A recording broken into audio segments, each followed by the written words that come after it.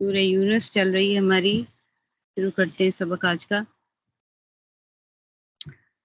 چلیے جی، بسم اللہ الرحمن الرحیم. ترجمہ شروع کرتے ہیں بس آج ہم آیت نمبر 33 سے. آیت نمبر 33 سے پڑھنا ہے، بلکہ ہاں جی 33 سے شروع کرنی ہے. صرف اب ترجمہ کروں گی آیت کا، ٹھیک ہے؟ دھیان رکھیے گا. اسی طرح جن لوگوں نے نافرمانی کا شیوہ اپنا لیا ہے ان کے بارے میں اللہ کی یہ بات سچی ہو گئی ہے کہ وہ ایمان نہیں لائیں گے. یعنی پچھلے آیات میں ذکر ہو گیا تھا کہ جو ایمان نہیں لائیں گے ان کے بارے میں اللہ تعالیٰ نے ذکر کر دیا کہ اللہ تعالیٰ بھی ان لوگوں کو ہدایت نہیں دیتا، اور جنہوں نے حق ظاہر ہونے کے بعد گمراہی کا راستہ اپنا لیا تو وہ الٹے ہی جا رہے ہیں، اور اللہ بھی ایسے لوگوں کو ہدایت نہیں دیتا. اب اللہ تعالیٰ نے ان کی تقدیر میں بات لکھ دی ہے کہ وہ سرکشی ہی اختیار کریں گے، اور اپنی سرکشی کی وجہ سے اپنے اختیار کو صحیح استعمال نہیں کریں گے اور ایمان نہیں لائیں گے، تو ان کی یہ بات سامنے آ جائے گی، یعنی وہ ایمان لانے والے ہی نہیں ہیں. کہو کہ جن کو تم اللہ کے ساتھ شریک مانتے ہو، کیا ان میں کوئی ایسا ہے جو مخلوقات کو پہلی بار پیدا کرے پھر ان کی موت کے بعد انہیں دوبارہ پھر پیدا کرے؟ کہو کہ اللہ ہے جو مخلوقات کو پہلی بار پیدا کرتا ہے پھر ان کی موت کے بعد انہیں دوبارہ پھر پیدا کر دے گا. پھر آخر تمہیں کہاں اونھے منہ لیے جا رہا ہے؟ کہو کہ جن کو تم اللہ کے ساتھ شریک مانتے ہو، کیا ان میں کوئی ایسا ہے جو تمہیں حق کا راستہ دکھائے؟ کہو کہ اللہ حق کا راستہ دکھاتا ہے. اب بتاؤ کہ جو حق کا راستہ دکھاتا ہو کیا وہ اس بات کا زیادہ حقدار ہے کہ اس کی بات مانی جائے، یا وہ زیادہ حقدار ہے جس کو خود اس وقت تک راستہ نہ سوجے جب تک کوئی دوسرا اس کی رہنمائی نہ کرے؟ بھلا تمہیں ہو کیا گیا ہے؟ تم کس طرح کی باتیں طے کر رہتے ہو؟ اور حقیقت یہ ہے کہ ان مشرکین میں سے اکثر لوگ کسی اور چیز کے نہیں، صرف وہمی اندازے کے پیچھے چلتے ہیں، اور یہ یقینی بات ہے کہ حق کے معاملے میں وہمی اندازہ کچھ بھی کام نہیں دے سکتا. یقین جانو کہ جو کچھ یہ لوگ کر رہے ہیں اللہ اس کا پورا علم رکھتا ہے. یعنی جو لوگ صرف اپنے وہم کے پیچھے چل رہے ہیں، وہمی اندازے لگا رہے ہیں آخرت کے بارے میں، دنیا کے بارے میں، اور جینے مرنے کے بارے میں کہ اللہ تعالیٰ زندہ کرے گا یا نہیں کرے گا، پہلی دفعہ جس طرح پیدا کر، جو مشرک لوگ ہیں یہ وہمی جو اپنے اندازے لگا رہے ہیں ان کے کچھ بھی کام نہیں آئیں گے، اور ان کے اندازے کہ بھئی آخر کچھ بھی نہیں ہے، سب کچھ نسیاً منسیہ ہو جائے گا اور کوئی حساب کتاب نہیں ہوگا. تو اللہ فرماتے ہیں کہ ان جانو جو کچھ یہ کر رہے ہیں اللہ تعالیٰ ان کا پورا علم رکھتے ہیں. اور یہ قرآن ایسا نہیں ہے کہ اسے کسی نے اپنی طرف سے گھڑ لیا ہو، اللہ نے نہ اتارا ہو، بلکہ یہ وحی کی ان باتوں کی تصدیق کرتا ہے جو اس سے پہلے آ چکی ہیں، اور اللہ نے جو باتیں لوح محفوظ میں لکھ رکھی ہیں اس کی تفصیل بیان کرتا ہے، اس میں ذرا شک کی گنجائش نہیں ہے. یہ اس ذات کی طرف سے ہے جو تمام جہانوں کی پرورش کرتی ہے. اب اس فقرے میں یہ ذکر کر دیا گیا ہے کہ قرآن کریم کا ماخذ کوئی انسانی دماغ نہیں ہے، بلکہ وہ لوح محفوظ ہے جس میں اللہ تعالیٰ نے ہر طرح کے تشریعی اور تکوینی احکام نازل کیے ہیں. تشریعی یعنی شریعت کے احکام، اور تکوینی احکام کیا ہوتے ہیں؟ جی تکوینی احکام کسے کہتے ہیں؟ آپ کو شریعت کے احکام کو تو پتہ ہے، احکام دو قسم کے، ایک تکوینی ہے اور ایک تشریعی ہے. شریعت کے احکام ہے اور ایک تکوینی احکام ہے. اب جب ان احکام میں سے جس انسان کو یا جنوں کو جس کی ضرورت ہوتی ہے، جن کی انسانوں کو ضرورت ہوتی ہے، یہ قرآن جو ہے اس کی تفصیل بیان کرتا ہے. جی آپ میں سے تکوینی احکام کس کو کہتے ہیں؟ معلوم ہے کسی کو؟ میں نے ذکر کیا کہ اللہ تعالیٰ نے اس لوح محفوظ میں تشریع یعنی شریعت کے، اور تکوینی احکام یعنی، اب وہ میں دوں گی، اگر آپ کو نہیں پتا ہوگا پہلے آپ بتائیے آپ کو پتا ہے یا نہیں پتا. تکوینی احکام کس کو کہتے ہیں؟ جی هل منکم رجل رشید، کیا آپ میں کوئی ہے اچھا بچہ؟ قرآن پاک میں بھی هل منکم رجل رشید، لا کوئی بات نہیں، ابھی شاید نیند آ رہی ہے آپ لوگ کا، اس ٹائم پہ بولنے کا دل نہیں کرتا ہوگا. چلیں جی، تکوینی امور کیا ہے؟ تکوینی احکام جیسے آپ سورہ کہف پڑھ چکے ہیں. حضرت خضر، اب یہ اچھی طرح آپ کو ہمیشہ کے لیے یاد رہ جائے گا، حضرت خضر علیہ السلام کو اللہ تعالیٰ نے کون سے کام سپورٹ کیے تھے؟ وہ تکوینی امور ہے. تکوینی امور کے نبی تھے اللہ کے ولی تھے، ٹھیک ہے. اور اللہ کے نیک بندوں میں سے تھے، یہ بات کنفرم نہیں ہے، ٹھیک ہے. حضرت خضر علیہ السلام تو اب ان کو اللہ تعالیٰ نے تکوینی امور دیے تھے جو آنکھوں سے نظر نہیں آتے، لیکن اللہ نے اپنے کچھ بندوں کو یہ سپرد کیے ہوتے ہیں، خاص طور پہ فرشتوں کو سپرد کیے ہوتے ہیں. اس لیے تو حضرت موسیٰ علیہ السلام فرما رہے تھے نا کہ آپ یہ کیا کر رہے ہیں، ٹھیک ہے. اور انہوں نے کہا تھا آپ خاموش رہیں کہ میں جو کروں گا. انہوں نے ایک بچے کو قتل کر دیا، کہا کہ بعد میں پھر اس کی حقیقت بتائی. کشتی کو انہوں نے ایک سائڈ سے توڑ دیا کہ وہاں پہ کوئی بادشاہ ہے ظالم ہے، وہ لے لیتا ہے کشتی کو. تو یہ تکوین ہے، مجھے آنکھوں سے نظر نہیں آ رہے لیکن کام ہو رہا ہے، ٹھیک ہے. وہ اللہ تعالیٰ نے مارا تو اس بچے کو حضرت خضر علیہ السلام نے تھا، لیکن نظر نہیں آ رہا تھا کہ انہوں نے مارا. اگر نظر آ جاتا تو پھر تو ساری لوگ ان کے پیچھے پڑ جاتے نا کہ تو اس نے قتل کر دیا. تو ایسے کچھ امور ہے، اللہ تعالیٰ دنیا میں بھی اپنے کچھ بندوں کو ایسے تکوینی امور پہ لگا دیتے ہیں کہ وہ ان افعال کو ادا کریں، ٹھیک ہے. تو وہ تکوینی احکام ہوتے ہیں، یہ اللہ تعالیٰ نے لکھ دی ہے لوح محفوظ میں.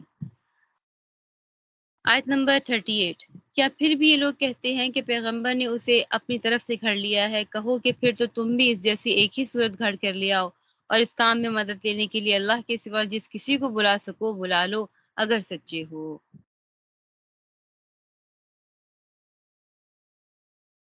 قرآن کا یہ سب سے بڑا چیلنج ہے، آج تک قائم ہے اور تا قیامت تک قائم رہے گا کہ قرآن کی طرح کی ایک صورت ہی بنا کے لیا، ٹھیک ہے. ایک صورت کیا کہ آیت ہی نکال بنا کر لیا، ٹھیک ہے. تو تب تم عاجز آ جاؤ گے کہ تم جنوں کو انس کو سب کو اکٹھا کرو.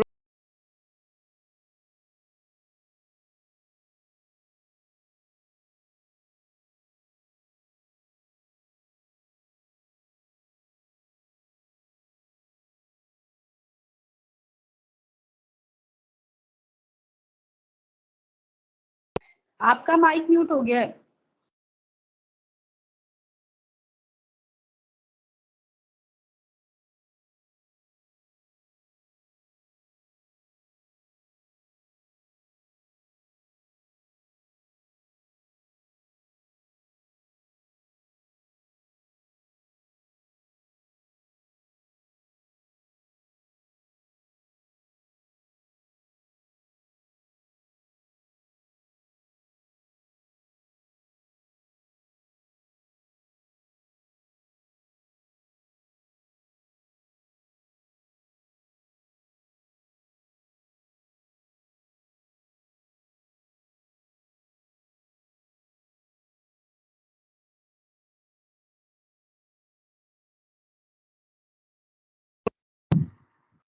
جی آپ نے مجھے میوٹ کر دیا. میسج نہ آتا تو میں تو ایسی تفسیر کر رہی تھی، میں تو بولے جا رہی تھی. کیوں بھائی میوٹ کر دیا؟ خیال رکھا کریں اس چیز کا کہ میرے سامنے تو قرآن پاک ہوتا ہے یا پھر میں دیکھ کے پڑھ رہی ہوتی ہوں. میرا پھر دھیان اسکائپ پہ نہیں ہوتا زیادہ، میں ادھر نہیں دھیان رکھ پاتی، اس لیے میں نے شاید میں نہ دیکھتی آپ کا میسج. اسی پلیز خیال کیا کریں، میوٹ نہ کریں. اور اگر مجھ سے بھی غلطی سے ہو جائے تو مجھے بھی آپ بول کر بتا دیا کریں کہ میوٹ ہو گیا ہے، ٹھیک ہے. سگنل کا پرابلم آئے تب بھی بتا دیا کریں. اب کہاں سے ہم بات کر رہے تھے کوئی بتا دے، میں وہیں سے دوبارہ شروع کر دیتی ہوں. جی یہ نمبر کون سی چل رہی؟ خضر علیہ السلام کی بات کر رہے تھے آپ، پھر اس کے بعد جی آواز بہت کم آ رہی ہے، دور سے آ رہی ہے. خضر علیہ جی السلام کی بات کر رہے تھے نا، تکوینی احکام. ہاں جی وہ والی بات تو کبھی جی. جی اس ہاں کے بعد تکوینی امور کے بارے میں کیا جی سمجھا آپ نے کہ وہ ان کو جو احکام دیے گئے تھے وہ تکوینی امور تھے نا. جی بچے جی کو جو انہوں نے یہ بات مکمل ہو گئی تھی، سمجھ آ گئی تھی تکوینی امور والی. جی یہ ہاں تو ٹھیک، یعنی وہ امور جو ناخوں سے نظر نہیں آتے لیکن اللہ اپنے کچھ بندوں کو، فرشتوں کو تو خاص طور پر حکم دے دیتے ہیں، اور کچھ بندوں کو اللہ تعالیٰ ٹھیک ہے ان کو تکوینی امور پر لگا دیتے ہیں کہ نظر نہیں آ رہا تھا وہ کیا کام ہے، لیکن اللہ تعالیٰ ان سے وہ کام کروا دیتے ہیں، ٹھیک ہے. تو وہ تکوینی امور ہے. اور تشریعی امور کے لیے تو اللہ تعالیٰ نبیوں کو بھیجتے ہیں، شریعت کے امور، شریعت کے احکامات کے. جی سوال کچھ کر رہے ہیں؟ نہیں، میں نے کہا ایسے بھی کہہ سکتے ہیں کہ اس میں اللہ، اس کام میں اللہ کی کوئی مصلحت ہوگی، تو جس وجہ سے انہوں نے بچے کو مارا، قتل کیا. بالکل مصلحت ہی تھی نا. دیکھیں کیوں مارا؟ وہ مصلحت انہوں نے وہ خود ہی سورہ کہف کا اپنے ترجمہ پڑھا ہو، وہ مصلحت بتا دی گئی کہ بڑا ہو کر یہ بچہ جو ہے وہ نافرمان نکلے گا اپنے اولاد کا، اور ان کے لیے آزمائش بنے گا اپنے والدین کے لیے. اس وجہ سے اللہ تعالیٰ نے فیصلہ کیا کہ اس کو مار دیا جائے، اور اس کی جگہ اللہ تعالیٰ ان کو ایک دوسری اولاد دے دیں گے. ٹھیک ہے. اور وہ جو اس میں کیا کہتے ہیں جو کشتی کو توڑا تھا، اس کی بھی حکمت کیا تھی کہ بادشاہ پھر وہ ظاہر عیب والی کشتی ہوگی تو اس کو نہیں لے گا، غصب نہیں کرے گا. اور تیسرا کیا تھا؟ کنز اللہما، ان کا جو خزانہ تھا وہ اس دیوار کے نیچے دبا ہوا تھا، تو میں نے چاہا اس دیوار کو جو ہے وہ اٹھا دوں، کیونکہ ان کی پشت کے اندر ان کی جو آباء و اجداد میں یا ان کے کوئی ایسے بزرگ تھے، یعنی ان کے دادا یا پردادا، کہتے ہیں کہ ان کے پردادا تھے ان بچوں کے جو بہت نیک تھے. ٹھیک ہے. تو دیکھیں آپ کے پچھلے جو دادا پردادا ہیں ان کی نیکی بھی آنے والی اولاد کے اوپر جو ہے وہ فائدہ مند ہو جاتی ہے. یعنی ان دو یتیم بچوں کی جو خاطر دیوار کو سیدھا کر دیا اور اس علاقے کے لوگوں نے ان کی مہمان نوازی نہیں کی، تو موسیٰ علیہ السلام نے کیا فرمایا کہ انہوں نے تو ہماری مہمان نوازی نہیں کی اور آپ نے ان کی دیوار کو سیدھا کر دیا. فرمایا کہ دو بچوں کے خزانہ ہے یہ، اور ان کا مال ہے. ان کے جو دادا تھے، ان کے جو والد تھے، ٹھیک ہے، ان کے والد سے مراد ان کی پچھلی پشتوں میں جو تھے والد، دادا پردادا وغیرہ، وہ نیک تھے. تو اب دیکھیں ایک بزرگ کی نیکی پورے خاندان پہ کتنی حفاظت پہنچا دیتی ہے. اس لیے یہ صدقہ جاری، نیک عمل ہونا، نیک ہونا، یعنی نیکی کے راستے پہ چلنا بھی، اس سے بھی ہماری اولادوں کو بھی فائدہ ہوگا. ٹھیک ہے. اسی لیے صدقہ جاریہ ہوگا. تو بتانے کا اصل مقصد کیا تھا کہ حضرت خضر علیہ السلام تکوینی امور پر تھے، اور حضرت موسیٰ علیہ السلام کو اللہ تعالیٰ نے تشریعی امور کے لیے بھیجا تھا، شریعت کے احکام بتانے کے لیے. ٹھیک ہے. آگے دیکھیں آیت نمبر 38. کیا پھر بھی یہ لوگ کہتے ہیں کہ پیغمبر نے اسے اپنی طرف سے گھڑ لیا ہے؟ کہو کہ پھر تو تم بھی اس جیسی ایک ہی صورت گھڑ کر لے آؤ کہ اس کام میں مدد لینے کے لیے اللہ کے سوا جس کسی کو بلا سکو بلا لو، اگر سچے ہو. اب یہاں پر کیا کہہ رہے ہیں کہ کوئی ایک صورت ہی گھڑ کر لے آؤ. وہ ایک لفظ ہی گھڑ سکتے تو ایک صورت کیا کریں گے؟ ٹھیک ہے. یہ شاید آپ کو پتا ہو، کسی اور آیت کے حوالے سے آ جائے گی تفصیل، لیکن میں بتا دیتی ہوں کہ عرب کے اندر بھی چیلنج دیا گیا، قرآن جیسی صورت ایک ہی لے آؤ، ایک لفظ ہی لے آؤ، ایک آیت ہی لے آؤ. اور آپ کو پتہ ہے کہ خانہ کعبہ کے ارد گرد جو سب سے اچھے اشعار ہوتے تھے، خانہ کعبہ کے اندر ایک میلہ، بہت بڑا میلہ لگا کرتا تھا. اس میلے میں اشعار کا مقابلہ ہوا کرتا تھا کہ سب سے بہتر شعر کس کا ہے. ٹھیک ہے. تو اب سب سے بہتر شعر کس کا ہے یہ لکھا جاتا تھا، اور خانہ کعبہ کی دیواروں کے اوپر وہ اشعار لگا دیے جاتے تھے، اور وہ اس وقت تک وہ اشعار لگے جاتے تھے جب ان کے مقابلے میں کوئی اچھا شعر نہیں آ جاتا تھا. ٹھیک ہے. لکھ کر لیا ہے کہ اشعار میں اور ان میں یہ ماہر لوگ ہوتے تھے اہل عرب، اپنی لغت پر، یہ فصاحت و بلاغت پر بہت زیادہ وہ اعتبار کرتے، بہت زیادہ فخر کرتے تھے. اب قرآن پاک کی آیتوں کو بھی لکھ کے لگا دیا گیا، اور اس مقابلے میں یعنی یہ والی آیت غالباً اگر میں بھول نہیں رہی تو یہ سورۃ الکوثر کو ہی لگا دیا. تو اس کے مقابلے میں کوئی بھی کلام نہیں آیا، یعنی اس کلام سے وہ عاجز آ گئے اور کہا کہ نہیں، ایسا کلام کوئی بھی نہیں لکھ سکتا، کوئی بھی ایسی شعر و شاعری نہیں ہے جس کا مقابلہ کر سکے. تو پھر اسی طریقے سے یہ چیلنج آیا تو عرب کا ایک اور کیا کہتے ہیں سر پھرا کہہ لیں، اس نے بھی کہا کہ میں بھی قرآن کی مثل ہی میں صورت بنا کے دکھاؤں گا، میں بھی خود جاؤں. آپ صلی اللہ علیہ وسلم، یہ کہا ہے نا عروہ ابن اس کا مجھے نام نہیں یاد پورا آ رہا، آپ کو انشاءاللہ تعالی بتاؤں گی. انہوں نے کہا کہ وہ دو پہاڑوں کے درمیان میں رہنے والا ایک شخص، اس کو قرآن پاک میں ذکر ہے کہ اس کو یہ نبوت کیوں نہیں ملی، اس کو نبی کیوں نہیں بنایا گیا. تو وہ قبیلے کا سردار تھا، تو اس کو کیوں نہیں نبی بنایا گیا، یہ آپ صلی اللہ علیہ وسلم کو کیوں بنایا گیا. تو اس جواب میں کہ اس پہ آیتیں کیوں نہیں اتری، تو یہ شکوہ انہوں نے کیا. تو اس نے بھی، یا پھر اس کے علاوہ کوئی اور تھا جس نے بھی لکھنے کی کوشش کی، اور سورۃ الفیل کے مقابلے میں اپنی ایک سورت لے کے آیا، اور کیا ذکر کیا، الفیل ملفیل. ٹھیک ہے. کہ فیل تم کیا جانو ہاتھی کیا ہے. ٹھیک ہے. ہاتھی کے دو کان ہیں، ایک سونڈ ہے. اس طریقے سے اس نے کلام بنایا، جس پہ اس کے ہی لوگ ہنسنے لگ گئے کہ تم یہ کیا کلام ہے، خدا کا واسطہ اس کو کہیں باہر نہ لے کے جانا، ساری دنیا تم پہ ہنسے گی. یعنی وہ اس طریقے کا کلام اس نے لکھا. تو اللہ تعالیٰ کیا فرما رہے ہیں کہ عاجز کر دے گا یہ کلام، کوئی بھی اس طریقے کی کوئی صورت نہیں بنا کے لا سکتا. اچھا آگے دیکھیے آیت نمبر 39. بات دراصل یہ ہے کہ جس شخص چیز کا احاطہ یہ اپنے علم سے نہیں کر سکے اسے انہوں نے جھوٹ قرار دے دیا اور ابھی اس کا انجام بھی اس کے سامنے نہیں آیا۔ اسی طرح جو لوگ اس سے پہلے تھے انہوں نے اپنے پیغمبروں کو جھٹلایا تھا، پھر دیکھو کہ ان ظالموں کا انجام کیسا ہوا۔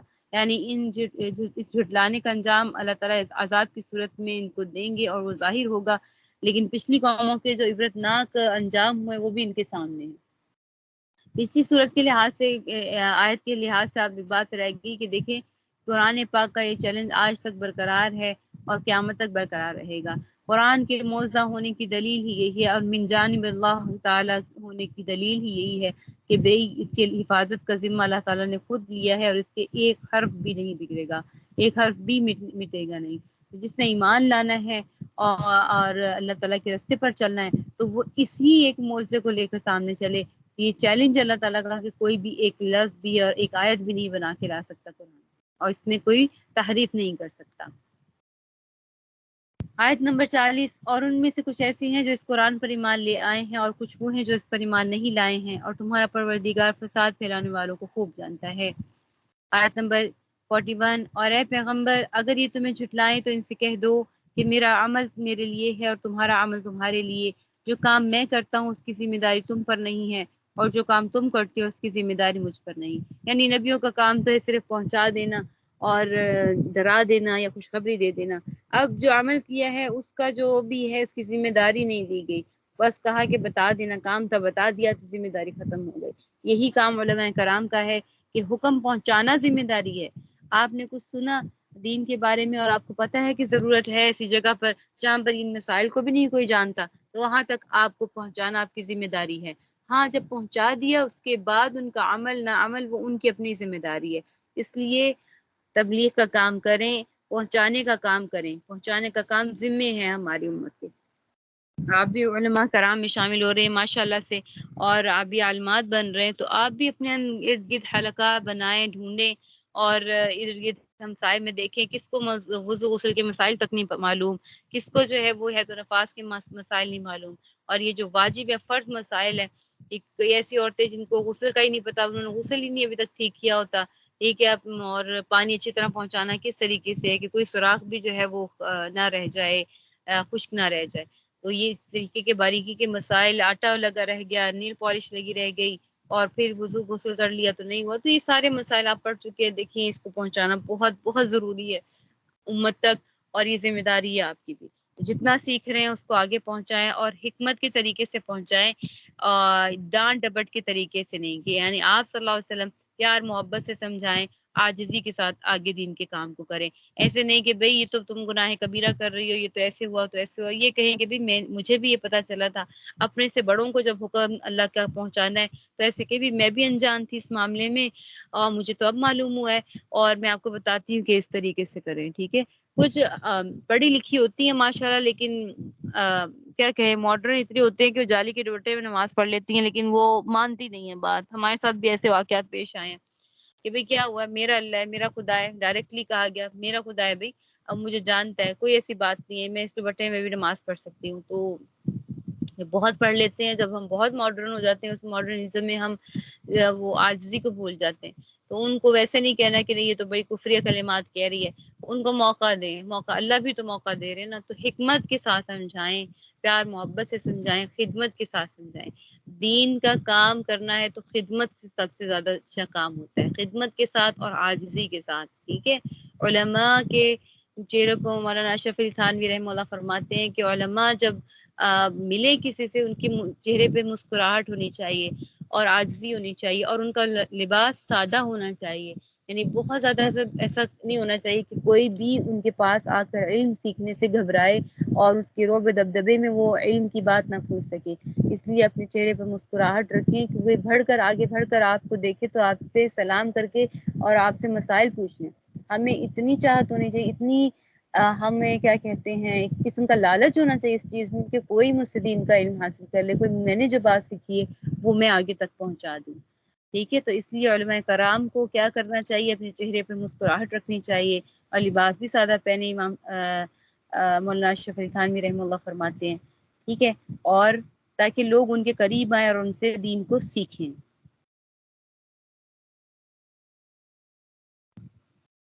آیت نمبر 42، اور ان میں کچھ ایسے بھی ہیں جو تمہاری باتوں کو بظاہر کان لگا کر سنتے ہیں مگر دل میں حق کی طلب نہیں رکھتے، اس لیے در حقیقت بہرے ہیں، تو کیا تم بہروں کو سناؤ گے چاہے وہ سمجھتے نہ ہوں؟ اور ان میں سے کچھ وہ ہیں جو تمہاری طرف دیکھتے ہیں مگر دل میں انصاف نہ ہونے کی وجہ سے وہ اندھوں جیسے ہیں، تو کیا تم اندھوں کو راستہ دکھاؤ گے چاہے انہیں کچھ بھی سجھائی نہ دیتا ہو؟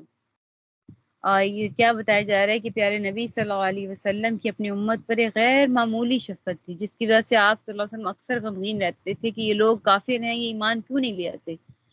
اور یعنی دیکھ لیں کتنا غم کہ یہ ایمان لے آئے، جب کسی کافر کا جنازہ اٹھتا تھا یا کسی یہودی کا نصرانی کا تو بہت غمگین ہوتے تھے کہ ایک بندہ، ایک دی روح جو تھی وہ میرے ہاتھ سے نکل گئی کہ میں اس کو اللہ کا دین پہنچا دیتا اور کاش وہ مسلمان ہوتا، تو بہت غمگین ہوتے تھے۔ تو اس آیت میں آپ صلی اللہ علیہ وسلم کو تسلی دی جا رہی ہے کہ آپ اس شخص کو راہ راست پر لا سکتے ہیں جو دل میں حق کی طلب رکھتا ہو، لیکن جن لوگوں میں طلب کا فقدان ہے وہ نہیں طلب ان کے اندر اور یہ نظر آ جاتا ہے، ٹھیک ہے، تو ان کی مثال بہروں اور اندھوں کی سی ہے، جیسے بہرا کچھ نہیں سن سکتا اور اندھا کچھ دیکھ نہیں سکتا، آپ جتنا مرضی ان کے لیے آپ کوشش کریں تو وہ نہیں راستہ پا سکتے، اسی لیے آپ کی ذمہ داری ان پر نہیں ہے، انہیں بلکہ ان کے اوپر خود ہے، اور پھر اللہ تعالیٰ ان پر کوئی ظلم نہیں کرتا بلکہ خود اپنے اوپر ظلم کر رہے ہیں اور ان کا راستہ دوزخ ہے۔ اب یہاں پر میں آپ کو ایک بات سمجھا دوں، اب آپ دین کا علم حاصل کر رہی ہیں، آپ عالمات بن رہی ہیں، ٹھیک ہے، کچھ گھروں میں ایسے مسائل پیش آ جاتے ہیں، ہمیں سوال ایسے آتے ہیں کہ بھئی میں بہت پڑھتی ہوں کہ میرے شوہر نماز نہیں پڑھتا اور میرے شوہر موبائل پہ لگے رہتے ہیں، وہ یہ کرتے ہیں وہ کرتے ہیں، تو وہ نماز نہیں پڑھتے، وہ قرآن نہیں پڑھتے، میرا دل بڑا کڑتا ہے اور میں ان کو کہتی رہتی ہوں اٹھے نماز پڑھے اٹھے نماز پڑھے، تو یہ آزمائش ہوتی ہے اللہ تعالیٰ کی طرف سے۔ تو یہاں پر علماء کرام فرماتے ہیں اور ہمارے استاذہ بھی فرمایا کرتے تھے، اساتذہ بھی، کہ سب سے بڑی بات شوہر کے حق میں، اولاد کے حق میں تہجد میں اٹھ کے دعا کرنا ہے کہ ان کے لیے خاص دعا کریں، اور انشاءاللہ تعالیٰ کوئی وقت آئے گا کہ اللہ تعالیٰ وہ ان کو بھی راہ راست پر لے آئیں گے اور ان کو بھی اللہ تعالیٰ یہ توفیق دیں گے۔ تو تہجد کے ایسے نفل ہیں کہ جس میں اللہ تعالیٰ کو منا لیتے ہیں، اور اس میں کہ خاتون جو تبلیغی جماعت کی تھی وہ بھی کہتی تھی کہ میں نے 15 یا 20 سال لگاتار تہجد اس نیت سے پڑھی کہ اللہ تعالیٰ میرے شوہر کو بھی تبلیغ میں لگائے اور اس کو بھی اس دوسرے رستے سے ہٹا کے اللہ تعالیٰ اپنے رستے پہ بلا لے۔ تو وہ روتے ہوئے بتا رہی تھی کہ اتنی دیر بعد بھی اللہ نے سنی تو لیکن میری سن لی کہ آج میں اور میرے شوہر جو ہیں وہ اکٹھے جاتے ہیں اور اللہ کے راستے میں اور ہر طرح سے ایک دوسرے کا ساتھ اللہ کے راستے میں دیتے ہیں اور اللہ کے دین کو پھیلانے کا، تو کتنی بڑی بات ہے۔ اور اگر یہ بات ہو جائے کہ اگر وہ اس طریقے کا ہے تو پھر یہ نہیں کرنا کہ ہم اندر ہی اندر کڑتے رہیں کہ بھئی یہ ضروری ہے کہ ہمیں غم ہو کہ یا اللہ پاک یہ لوگ بھی راہ راست پر آ جائیں، اور یہ کیونکہ ہمیں بھی ابھی نہیں پتا، نعوذ باللہ ہم بھی نمازیں پڑھ رہے ہیں، خدا نخواستہ ہماری نمازیں قبول نہ ہو، کیا پتا ان لوگوں کی کسی اور کی بھی صرف کوئی ایسا عمل اللہ پسند کر لے کہ ان کی بخشش ہو جائے، اس سے ڈرتے ہوئے عمل کرنا ہے، ڈرتے ڈرتے عمل کرنا ہے، اور اللہ تعالیٰ سے عاجزی طلب کرنی ہے، لیکن ان کے لیے برابر دعا کرنی ہے، لیکن ان کے ساتھ مقابلے بازی نہیں کرنی، ان سے یہ نہیں کہنا کہ نماز اس نے نمازیں چھوڑ دیں، وہ تو کیا کہتے ہیں اس کو تو ایسے ہے تو ایسے ہو جائے گا، حدیث سنانے بیٹھ گئی یہاں پر یہ وہ، ان کو حکمت سے پیار سے اور ایسے موقع پر ان سے بات کریں، کیونکہ شوہر پر آپ آرڈر نہیں کر سکتے، ان کو نصیحت بھی نہیں کر سکتے، ٹھیک ہے، تو اب آپ کیا ہے ان کو ایک دوستانہ ماحول میں بھئی ان کو کہ میں نے یہ بات سنی تھی میرے دل کو بڑی لگی، کبھی کوئی ہلکا لگا کے بیٹھ جائیں، فضائل اعمال کا جو ہے وہ ضرور ہمارے استاد جی فرمایا کرتے تھے کہ بھئی اس فضائل اعمال کا ایک ہلکا قرآن وہ ضرور 15 یا 20 منٹ کا گھر میں لگایا کریں، ایسے وقت میں لگایا کریں جب سب گھر والوں کا موڈ ہو باتیں کرنے کا یا پھر آپس میں وہ فریش ہو، تو پھر آپ کہیں کہ بھئی 10 منٹ کے لیے ہم یہ احادیث کچھ پڑھ لیتے ہیں فضائل اعمال، تو روزانہ فضائل اعمال کا آپ لوگوں کو عمل کرنا چاہیے، پڑھنا چاہیے اور مطالعہ ضرور کرنا چاہیے، اس سے بہت سے گھرانے بہتر ہوئے، بہت سے گھرانے نماز کی طرف آ گئے ہیں، ٹھیک ہے، لیکن یہ کیا کرنا ہے، یہ تو آپ صلی اللہ علیہ وسلم کو ہے نا کہ آپ کی ذمہ داری نہیں، تو ذمہ داری بس اتنی ہے کہ اللہ تعالیٰ ان کو کہیں ضرور لیکن حکمت سے کہیں، اور اگر وہ عمل نہیں کرتے تو پھر اللہ تعالیٰ پر چھوڑ دیں، یہ شوہر کے معاملے میں، لیکن اولاد پر سختی کرنی ہے کہ اولاد کے بارے میں تو یہ بھی ہے نا جب 7 سال کا ہو جائے تو اسے پھر آپ نے ڈانٹ کے بیمار کے بھی اس کو اٹھانا ہے نماز کے لیے، تو اس کے لیے آپ کو پتہ ہے جس حد تک سختی درکار ہے وہ سختی ہم کر سکتے ہیں، لیکن ایسے نہ ہو کہ وہ بھی جو ہے وہ کوئی کفر کلمہ کہہ دیں۔ नाउज़ु बिल्लाहि मिन ज़ालिक। आयत नंबर 44, हकीकत ये है कि अल्लाह लोगों पर ज़रा भी जुल्म नहीं करता, लेकिन इंसान है जो खुद अपनी जानों पर जुल्म करते हैं। और जिस दिन अल्लाह उनको मैदान हश्र में इकट्ठा करेगा तो उन्हें ऐसा मालूम होगा जैसे वो दुनिया में या कब्र में दिन की एक घड़ी से ज़्यादा नहीं रहे, इसीलिए वो आपस में एक दूसरे को पहचानते होंगे। हकीकत ये है वो इन लोगों ने बड़े घाटे का सौदा किया है, जिन्होंने अल्लाह से आखिरत में जा मिलने को छुटलाया है और जो राह रास्त पर नहीं आते। अब यहाँ पर कह रहे हैं साअतम मिनन नहार लम यलबथू इल्ला साअतन, वो ऐसे हो गए हैं जैसे उन्होंने कोई वक्त एक दिन ही गुजारा हो। ठीक है, और यतआरफून बैनहुम, ऐसे जैसे एक दूसरे को जानते। तो यहाँ पर जब क़यामत में मुर्दे कब्रों से उठाए जाएंगे तो एक दूसरे को पहचानेंगे जैसे कोई तवील मुद्दत उन पे नहीं गुजरी हो, इस तरीके से वो एक दूसरे को पहचान लेंगे। लेकिन जैसे ही पहचान ये पहचान जो शुरू में होगी, इमाम बग़वी रहमतुल्लाह फरमाते हैं कि ये जो पहचान थी शुरू में होगी, बाद में जब क़यामत की हौलनाकियां सामने आएंगी तो ये पहचान भी उनसे मुनक़ते हो जाएगी। तो फिर बाज़ रिवायात में कि ये पहचान तो फिर भी बाकी रहेगी, लेकिन हैबत और खौफ के मारे वो आपस में बात ही नहीं कर सकेंगे। ठीक है, तो ये बात जिक्र की जा रही है।